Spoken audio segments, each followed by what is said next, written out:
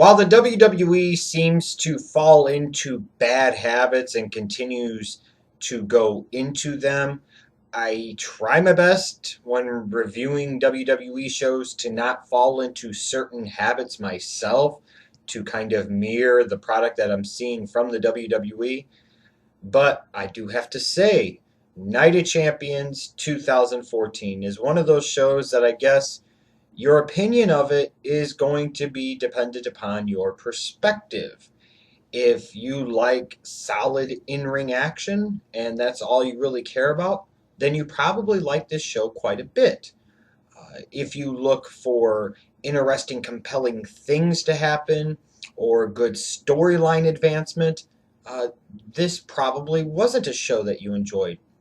If you were expecting something spectacular out of the main event, if you're very much an individual that believes that the main event really needs to deliver in a satisfying and fulfilling way, then more likely than not, you were incredibly disappointed with this show. Part of what is supposed to make Night of Champions different is the fact that every title is on the line, and it was on this show. You had 5 title matches, and you would expect, consequently, that a couple of the titles are probably going to change hands. And out of the 5 title matches, we got 3 titles that actually changed hands.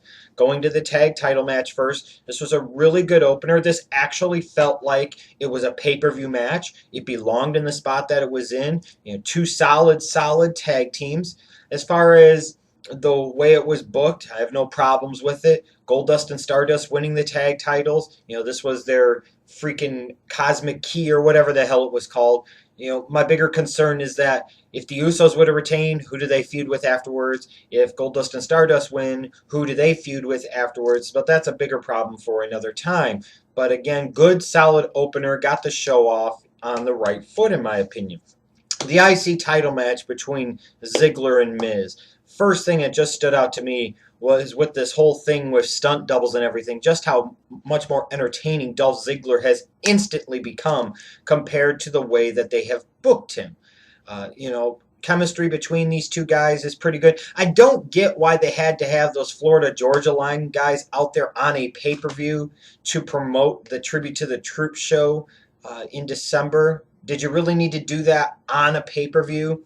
I don't even think, was that even advertised ahead of time that these guys were going to make an appearance? That was random and, completely out of fucking nowhere. And it took some of the attention and focus off of a match that deserved to have some attention and focus devoted to it. I was surprised a little bit to see that they put the belt back on The Miz. I frankly don't think he should have lost it in the first place. And now, of course, they finally seem to do something different to make Ziggler at least a little bit interesting to me. And now they're taking the belt right off of him. And then you get to the Divas title match. I was actually kind of surprised here that they ended up having AJ Lee win the belt. You would have thought maybe one or two things would have happened. Either Paige would have found a way to retain, or maybe Nikki would have won the damn title because they would have wanted to go with some Nikki versus Brie Bella feud. Oh, God, over the title. Just thinking about it. Makes me want to suffocate the temporary life out of myself. Oh, okay match. Right Diva wins. I don't know. I'm assuming we're not done with AJ Lee and Paige, and I wonder what they're going to do to try and continue this story. Some people are talking about they're going to tease sexual tension, and WWE just doesn't need to do that because they won't do it well. So again, talking about match quality, two of those title matches where title changes happened, the tag title match, the IC title match, they were solid matches. You had other examples of decent in-ring action on this show.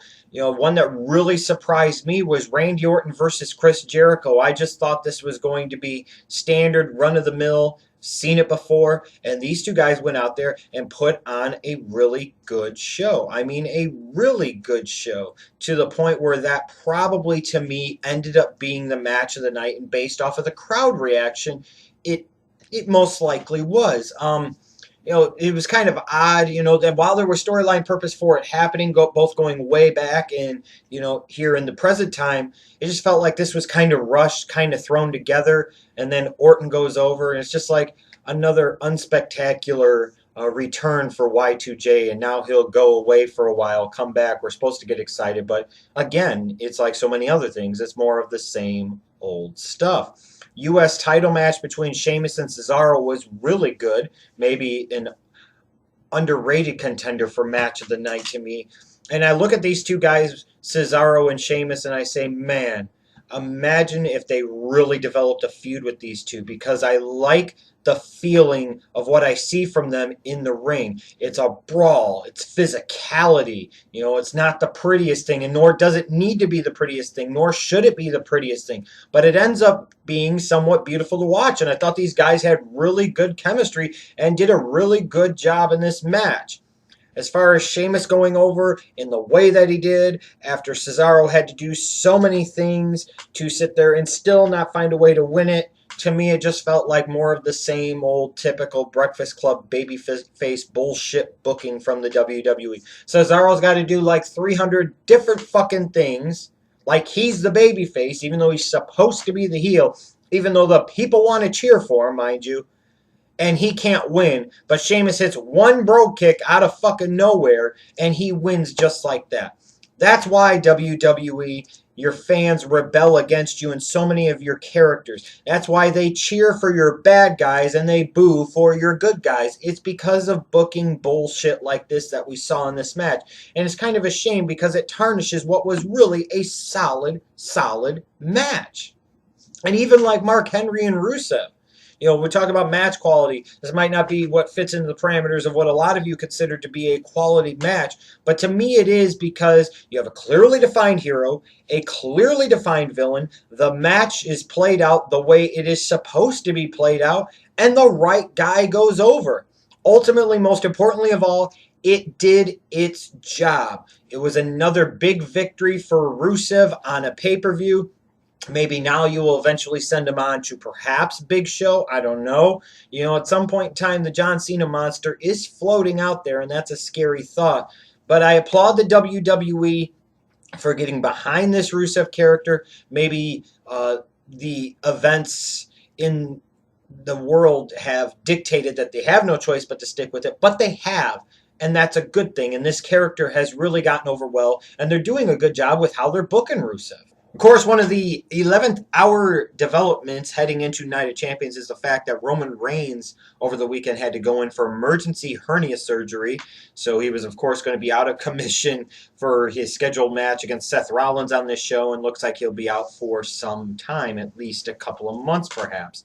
Unfortunate for the WWE and Roman Reigns, and I think, frankly, for the fans too. Now, with that said, you knew the WWE was going to have to call some type of audible with Seth Rollins, and I think they did a pretty good job. They did pretty much what you would expect them to do, but just because you expect them to do it doesn't necessarily make it bad. Here is Seth Rollins cutting a little bit of a promo. Then he gets the referee to do the 10 count, has his arm raised in victory, says that he's issuing an open challenge. I don't know why he's issuing an open challenge, but they had to do something. And, you're sitting there and you know that it's going to be Ambrose. You know ahead of time that it's probably going to be Ambrose. And the WWE brings back Ambrose. They had to sit there and say, hey, let's get you away from the filming of the movie and let's get you back to where the fuck you should be as an incredibly hot and over character right now, which is not filming a damn movie being off of TV. So back comes Ambrose. The crowd goes crazy, as they should have. It made for good television. It made for a good moment on the pay-per-view. What I don't understand is why they're sitting there and, tying up and arresting an Ambrose when Seth Rollins challenged anybody to a fight. But I know where they'll go with that, I'm sure. But, it made for something good again, something that was different. The only thing I would suggest maybe to do something that would have been completely spontaneous and at the same time maybe do a little bit of a character reboot. Instead of going down the more predictable path of having it be Dean Ambrose that answered the challenge, what if you would have done Bray Wyatt? There's some reason for that, going back to Shield versus Wyatt family. Maybe you need to determine that it's time to turn Bray Wyatt babyface. Maybe that would have been the more shocking and surprising thing. Imagine what people's reactions would have been as he issued that challenge and all of a sudden the lights go out and here comes Bray Wyatt. Man, business would have picked up a little bit, and you still would have had the potential to sit there and go to Ambrose later on down the road, maybe Reigns again down the road. Actually, now for the WWE, they look a little bit better having Reigns beat Rollins on Raw 100% clean the way that he did, because that could pretty much be the signature victory, to close out that feud if you want. I was so excited to get ready to watch Night of Champions to see my hero, the Samoan stud muffin, Roman Reigns, dominate Seth Rollins once again. But unfortunately, he had a problem and he had to get it taken care of. Oh, Roman, I wish I could be there for you. If you need anything, just call me. Love you, Romans. Roman, love yous. Call me. Get well soon. Now I'm very sad. I know people are talking about Roman could be gone for months. I'm sure it'll only be a couple weeks as he's such a muscle-bound stud. But in the meantime, I need to find purpose and meaning until he makes his triumphant, oh so sexy return. And I figured, since I'm the one that was left to keep the name of Deuces and Fours alive, I decided maybe it was time to add a new member, or maybe even two. Tune into the Raw review to see the newest members of Deuces and Fours. Hell yeah, bitches. Roman, love yous. Love you, Romans.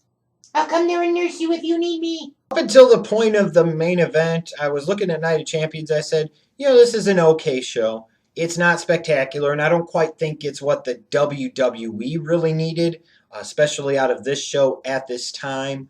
But from an entertainment standpoint, I've seen far, far worse out of this company in recent years. So it was all good. And then we get to the main event. And, this is, again, to me, a perfect example of the problem for WWE with John Cena.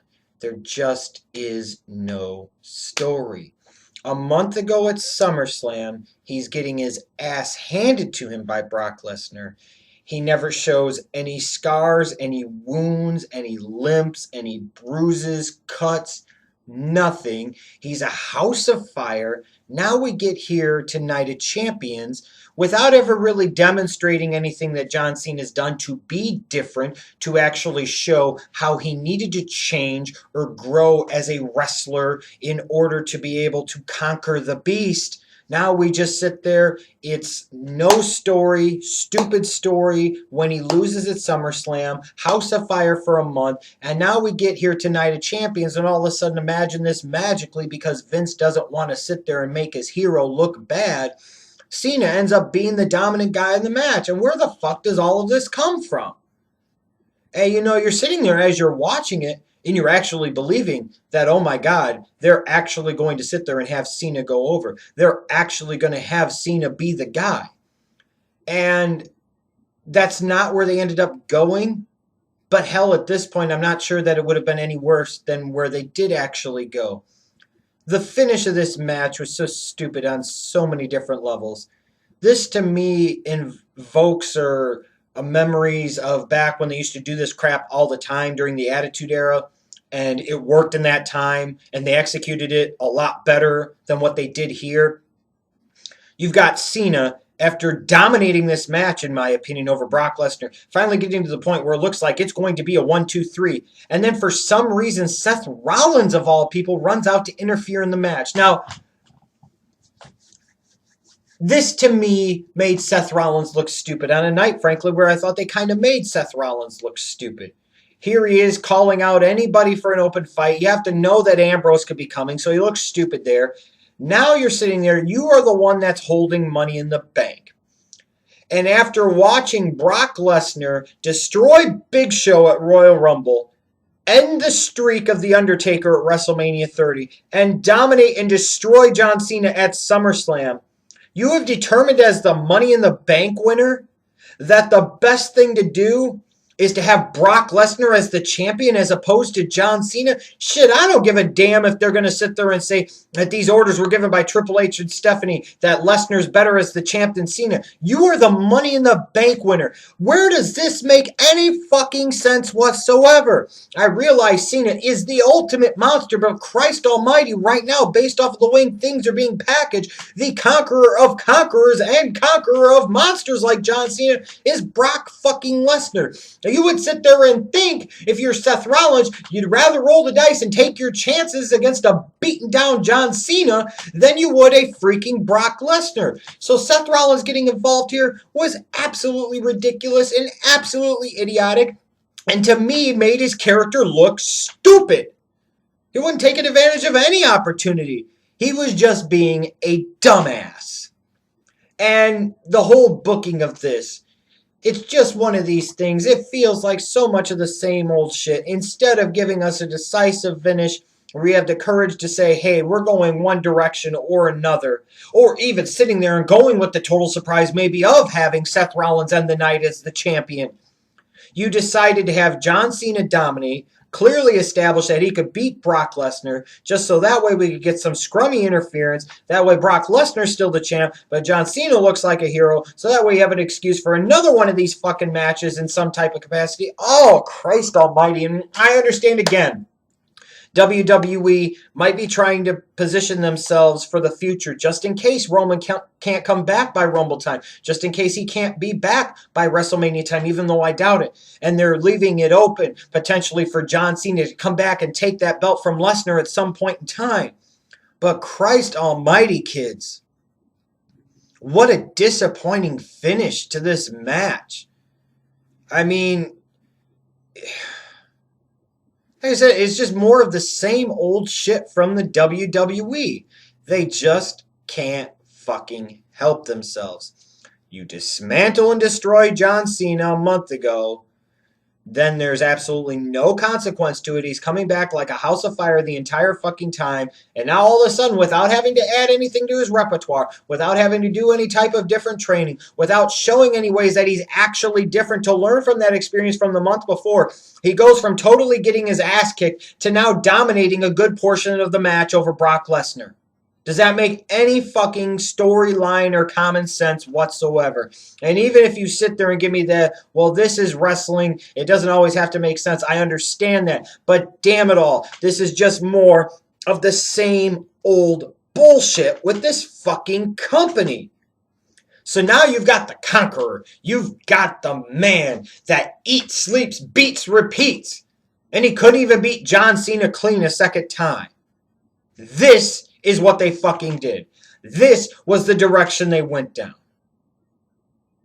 Oh boy, a Seth Rollins-John Cena feud. I wonder how that's gonna turn out. Whoopee! Ah, fuck. What a disappointing end to this show.